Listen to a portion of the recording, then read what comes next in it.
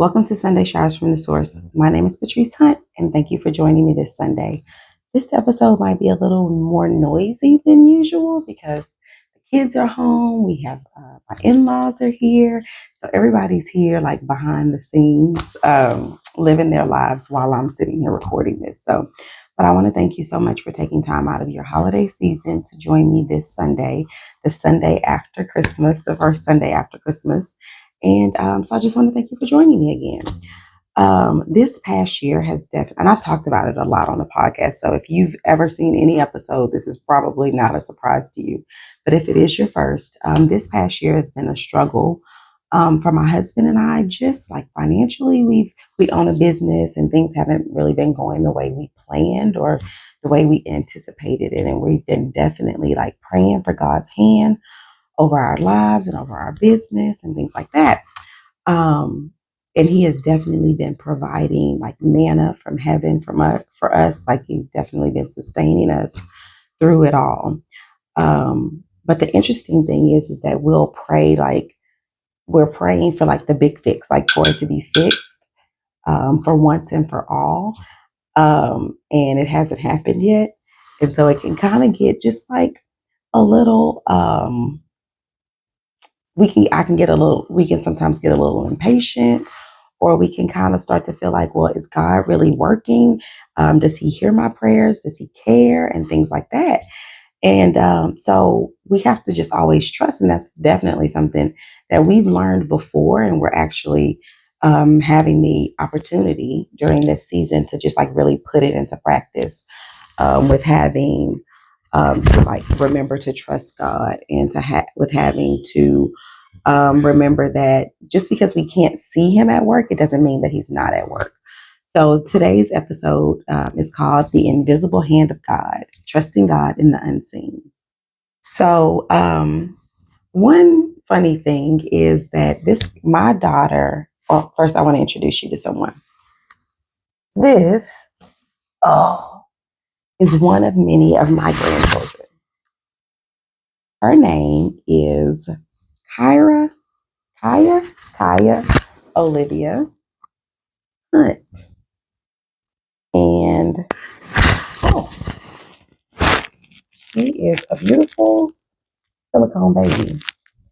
And she was my middle daughter's Christmas gift. So here's Kaya. Kaya, say hi to everybody. She's a silicone doll, of course, but she's not a real doll. She's not a real baby. But, my daughter's very serious about her kids.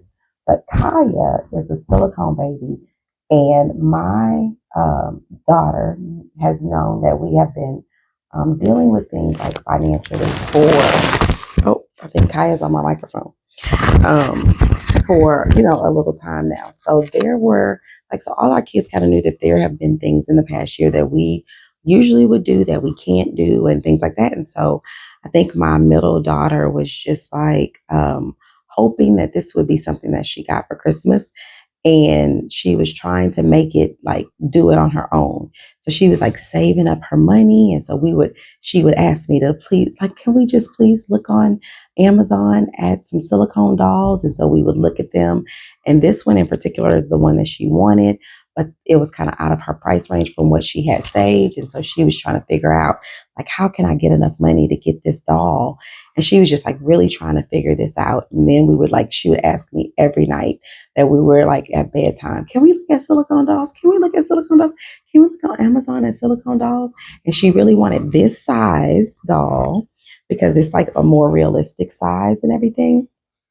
And this brand and all of that.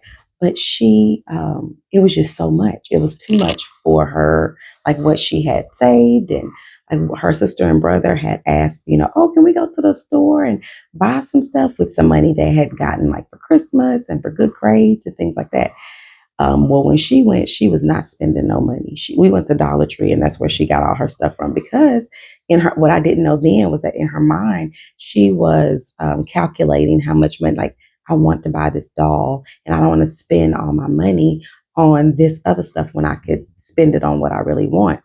And so I'm going to put her down because she's kind of heavy. But Kaya was like something that she, like I said, that she really wanted. And so she would ask me um, every night, can we please look at silicone dolls on Amazon? Can we? And so she knew it was like they had smaller dolls that were closer to, like, she wouldn't need as much money. She would only need maybe like $30 more than what she had to buy those other dolls. But with Kaya, she would have needed like 60 to 70 more dollars to buy Kaya. And so she was just like, I really, trying to figure out how she can get this done. And we're looking at it. And every night, she's talking in her head, like, if I could just, like, maybe if I just get the smaller one, that's not as much money. And then maybe when I get money later, if I can get it then. And so I was like, well, babe, why don't you just wait until after Christmas and we'll see if you get money for Christmas, from your grandparents or aunts or somebody. And then you can use that money to buy the doll that you want.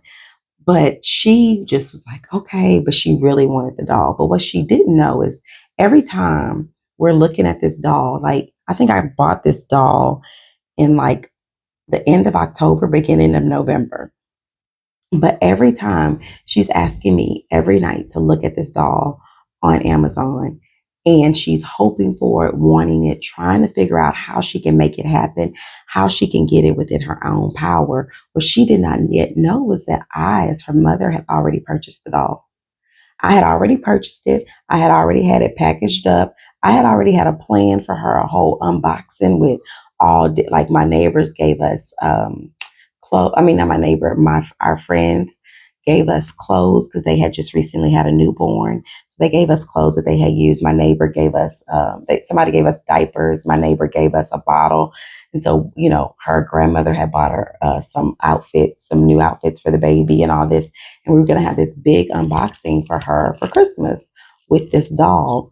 But she didn't know that because it wasn't Christmas yet. All she knew was that it was something that she wanted. She couldn't figure out how she was going to get it, but she definitely like it's something that she wanted desperately. And so that reminds me of us, how it will be something that we want and probably need in some cases, that we want and need desperately. But we can't figure out how in our own power we're going to make this happen, how in our own power we're going to do it. And we know that we've asked God for it and we trust and believe God for it. But the only thing is, he ain't working, you know, like me. Like, as her mom, I'm not saying, oh, I bought that doll already. I'm just watching you look at these things every night on Amazon, look at YouTube videos and all this. And I'm seeing you express your desire for it. I'm hearing you say you want it. I'm seeing you be willing to work for it. But what you don't know is that I already have it. And so that's how it is with God. Like, he's already gotten us. He knows what we need. He knows what we want. He knows what our desires. He knows his plans for us. And because he knows all of that, he sets out things and makes plans strategically, because he knows what he has for us and when the best time will be for us to receive it, and when the best time, and when we need to wait. And so if we could just get to that point, then we'll see God's hand at work. Just like she was able on Christmas morning when she opened that doll up to be like, you got it. And it was like, as soon as she opened the box, before she could even see the doll, she knew that that's what she had gotten because of all the other stuff that was with it. But the thing is, like, when we are in the thick of it, when we're in the midst of, just struggling, in the midst of having desires, having wants, and then we feel like we don't see God's hand at work, it can be discouraging for us because we can, like I said earlier, feel like, is he work? Does he care?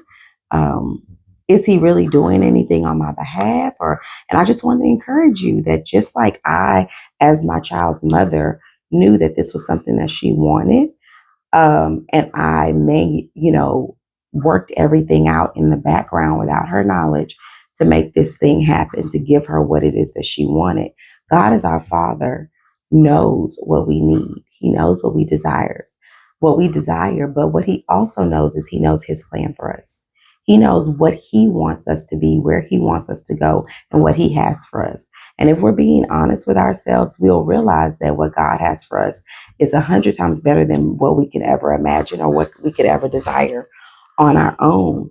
And so to be in a position where we are um, desiring something and trusting God for something and it's taken a long time to get it, it can be really discouraging. But I just want us to have hope in those different situations. I want us to have hope that God knows and that God has a plan and that He's working things out on our behalf.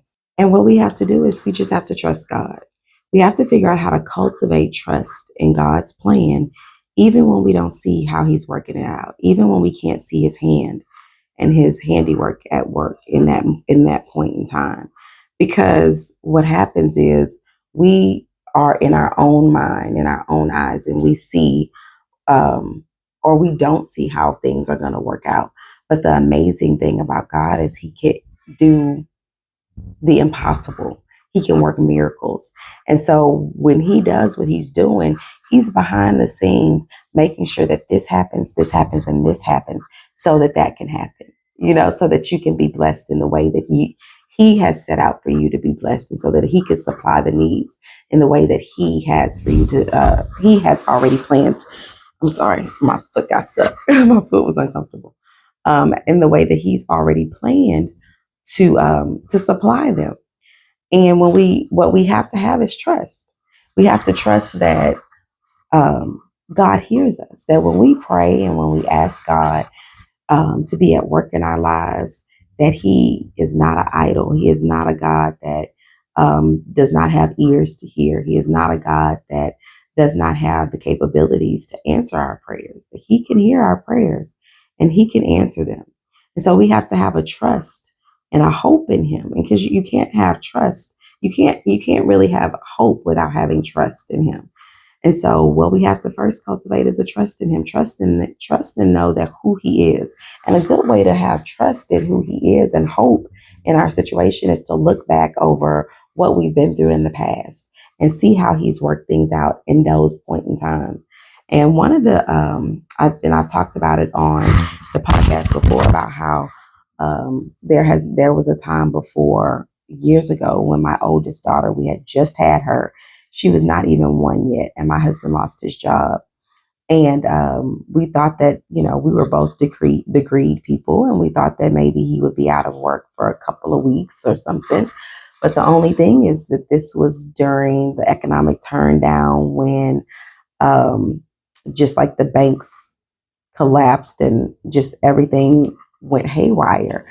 And so he ended up being out of work for 2 years and 8 months. And it was in that time that we really grew closer to God and we saw His hand at work.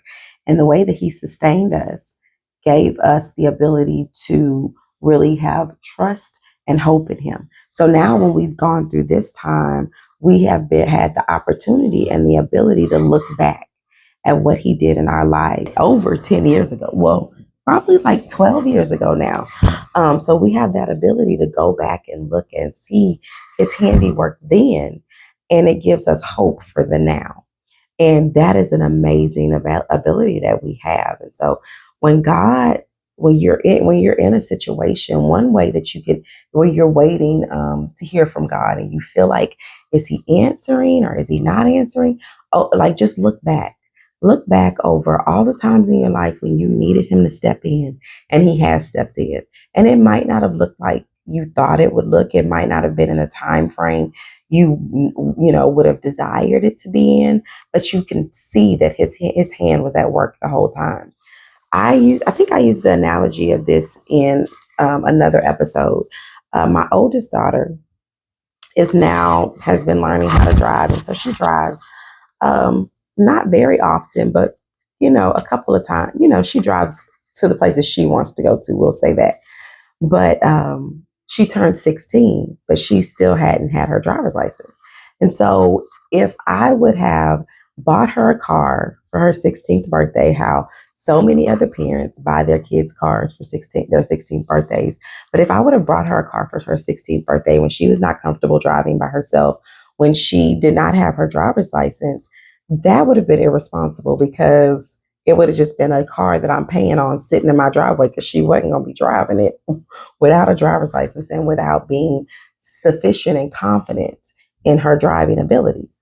So that's how God, so because I'm a parent who knows what my child needs and what their capabilities are and what their strong suits are, I knew that she didn't need a car at 16. And just like I, as her mother, knew what she needed and what was best for her, God, as our Father, knows what we need and what's best for us. So, because of that, He has the ability to step back and say, you know what? I know you want this fixed right here, right now. But if I allow you to get it fixed right here and right now, you're not going to learn the lesson. And then the next time you go through something, you're not going to have the abilities that you need to get through it. But if I allow you to go through this and deal with this and have trust and hope in me and faith in me and just build that up through this scenario, then the next time you get to a Red Sea experience or a hard time, you will have something to fall back on. Like when I've said in my book before, I talked about how when the Israelites had to walk around the wall of Jericho singing and marching and praying and worshiping God all of those days, that it took some of that Red Sea faith that Joshua had, some faith that the same God that parted the Red Sea and allowed them to walk through on dry ground was the same God that was going to deliver Jericho into their hands by just walking around and doing what He said to do. And so when we have that a bit, when we go through things, it opens us up to have the ability to have some of that Red Sea faith. When we can look back on things that we've gone through in the past, situations that we've had to trust God for, and see His hand at work retrospectively, that's when we gain that trust because we have the confidence and the trust in who He is and who He has always been to us. And now we can move forward in whatever that situation, in whatever that point in time in life is where we are, or we had been waiting for Him, or we are waiting for Him to make a move in our lives. So one of the things we have to always remember to do is just be patient. We have to remember to exercise the ability of patience. And that's not easy. That is much easier said than done because the situation we're in, like right now, I feel like I'm in a place where we've been in it so long now. I'm just like, whenever He gets us out of it, He's going to get all the glory and all the honor, but He's going to also get all the glory and all the honor while we're right here in the midst of it as well. And so but I can understand how, before, in the beginning of it, the last time we went through something like this, it was hard to be patient because I wanted it to be fixed right then and there. And I didn't understand what was going on. I didn't understand what He was doing. And so it was harder for me to demonstrate that patience that he's given me, as a fruit of the Spirit, or that perseverance that He's given me. And so the ability to persevere through hard times is a blessing from God because it's what gets us through, and it's what keeps us from being stagnant when things aren't going our way, when things are tough and things like that. So we have to remember to be patient. We have to remember that to persevere so that we can endure what's going on. And so as we're patient and as we persevere, we also have to find peace in where we are at that point in time, because it's easy to get revved up and worked up and anxious about where we are, about all the things that could go wrong and probably has gone wrong, and all the things that had to change, and all the things that you weren't able to do, or the things that you had to do that you would have preferred not to do because where you are is not where you would prefer to be, or because you're lacking in some area of your life. And so it can be very hard. It can be very hard to say, find the peace in the unknown. Find a position where you can sit and trust in God where you are right now, not after He blesses you, But right here, while you're waiting to get to the Christmas day to open it, while you're waiting to get to that point, find peace there. And the place that you're going to find peace is in Him, because you're going to find peace in, like I said, trusting Him. You're going to find peace in having patience as you wait. You're going to find peace in persevering through the difficult times as you wait. So it's important that we find peace in the unknown, because when we find peace, it'll help us wait well. And that's the biggest thing that makes it hard, because God is going to bless you when He had planned on blessing you. It's nothing you can do to make it come faster. It might be something you can do to make it take a little bit longer, but it's nothing you can do to make it come faster. And so what we have to remember to do is just right now where we are, before He blesses us, praise Him, worship Him, love Him, persevere, follow hard after Him, thirst after Him. Because it's in those times when you can find the peace that He gives you that makes the waiting times easier. And the last thing I want to talk about is recognizing His hand at work retrospectively. So we haven't gotten there yet this time. But once you get to the point where you can see, like, okay, I'm through this now. Like, once you've been blessed, now take a moment.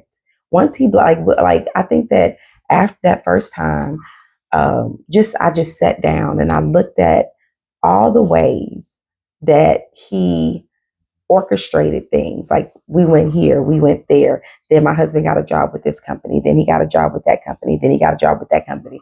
And even though he he quit a job. One job he got laid off from, maybe, and one job the company went bankrupt. And he wasn't at those, like, this wasn't like his forever job. But what he learned at each of those jobs equipped him to run his own business. It gave him contacts and skills and skill sets that he would not have had if he had not been in each one of those different situations. And so to look back retrospectively at God and to look back retrospectively at those point in times in our life, to see how God worked everything out perfectly in His perfect way and His perfect plan is amazing.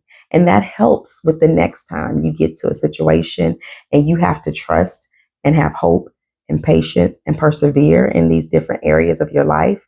It gives you that ability even more so in those situations, because you have seen in the past how He's worked things out. So once God brings you through, don't just say, "Whew, I'm glad I'm through that, full steam ahead." No, take a moment and look back and say, and thank Him and praise Him for everything He did, and just open your eyes to see how I'm sitting here thinking He hadn't done anything. I'm sitting here thinking that nothing was going on in the background, but this whole time He was working things out in His perfect way, and I hadn't even recognized it. So I just hope that if you're struggling in this time, if there is something that you're trusting, like us, if you're trusting and believing God for anything in your life, whether that is a job, a spouse, a home, a child, whatever it is that you're trusting God for during this time, just keep waiting. Just keep trusting Him. Try to find peace in the unknown. Try to exercise the ability of patience and perseverance that He's already giving you. And then also just trust Him.